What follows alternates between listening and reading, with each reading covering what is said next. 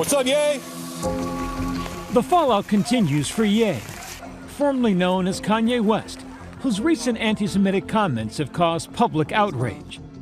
This morning, Adidas, which helped make the rapper's Yeezy shoe and clothing line a multi-billion-dollar business, severed ties with him. A major blow to his brand and bottom line, putting his career in jeopardy. The company's decision comes just a few days after Ye taunted Adidas on the Drink Champs podcast. I could say anti-Semitic things and Adidas can't drop me. Now what? Now what? Adidas' decision caused Ye to lose $1.5 billion in net worth in one day. Corporations just don't want to touch and engage and be in partnership with someone who spews such anti-Semitic rhetoric and ideology that is coming forward. So as a result, I don't know where Kanye West goes in terms of building corporate partnerships from here.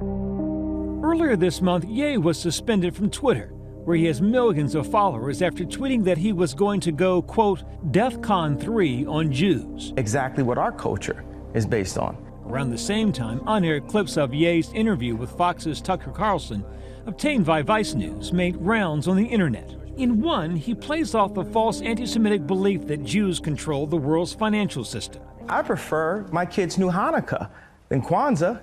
At least it will come with some financial engineering. The tricky thing about anti-Semitism for a lot of people is that it is subtle and insidious by design. He has repeatedly invoked a series of hateful and vicious stereotypes against Jewish people, and he has engaged in the kind of rhetoric that can lead to real-world violence. This past weekend, members of a neo-Nazi group unfurled banners above the 405 freeway in Los Angeles, one of the nation's busiest highways. Other images show the demonstrations giving the Nazi salute. I think we are seeing a spike in anti-Semitism, or at least a rise.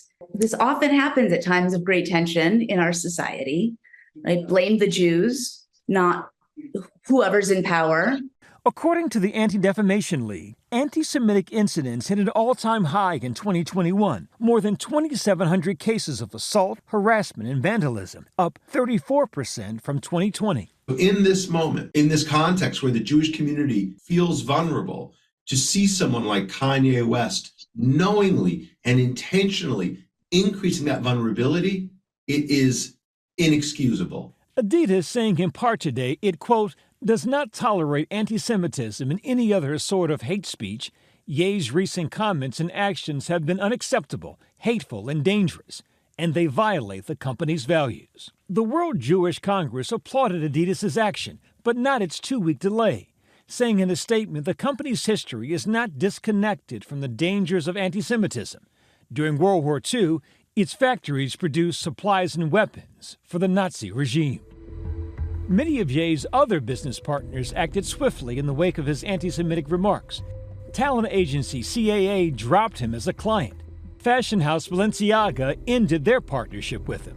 Some celebrities like John Legend, Jamie Lee Curtis, Reese Witherspoon are also speaking out and condemning Ye's rhetoric. Ye's ex-wife, Kim Kardashian, with whom he has 4 children, also posting, hate speech is never okay or excusable. I stand together with the Jewish community and call on the terrible violence and hateful rhetoric towards them to come to an immediate end.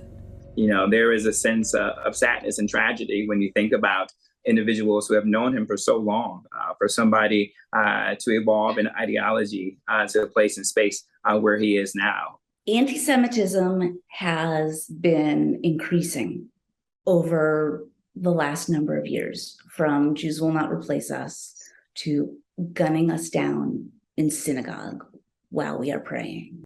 Jews are really scared. Seeing people like Kanye openly speak anti-Semitic tropes or continue to spread anti-Semitism, it makes me disappointed. Sit in the chair here, right there. In New Jersey, 17-year-old Aaron Goodman is using new media to tell this old and terrifying story. How does being a Holocaust survivor affect you today? I am very upset about the anti-Semitism. I've been running this TikTok for about a year, and over this year I've amassed 450 to 500,000 followers and over 50 million views. Tattooing was just a way to keep track of us. This one-on-one interaction with the survivor is hard to find.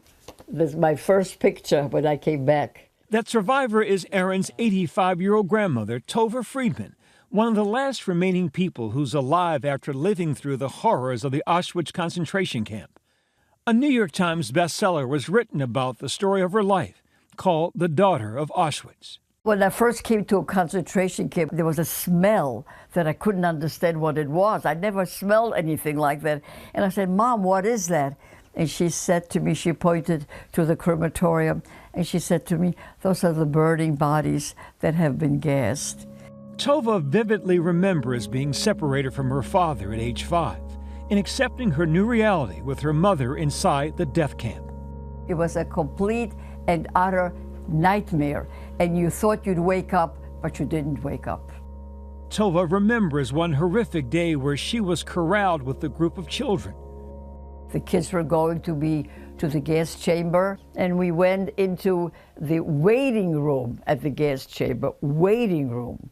And we waited and waited, and they yelled and screamed in German, and then they told us to go back. I never found out why, but it was just pure luck that I didn't go through the door. Shortly after Auschwitz was liberated, Tova was reunited with her mother and father, who miraculously survived. Here, right here. But scores of her friends and family died in camps.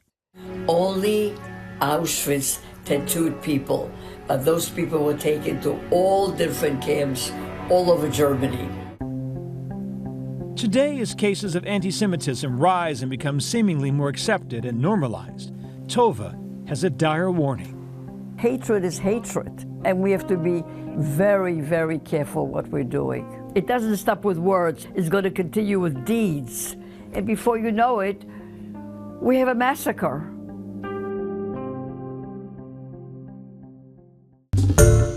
Hi everyone, George Stephanopoulos here. Thanks for checking out the ABC News YouTube channel. If you'd like to get more videos, show highlights, and watch live event coverage, click on the right over here to subscribe to our channel, and don't forget to download the ABC News app for breaking news alerts. Thanks for watching.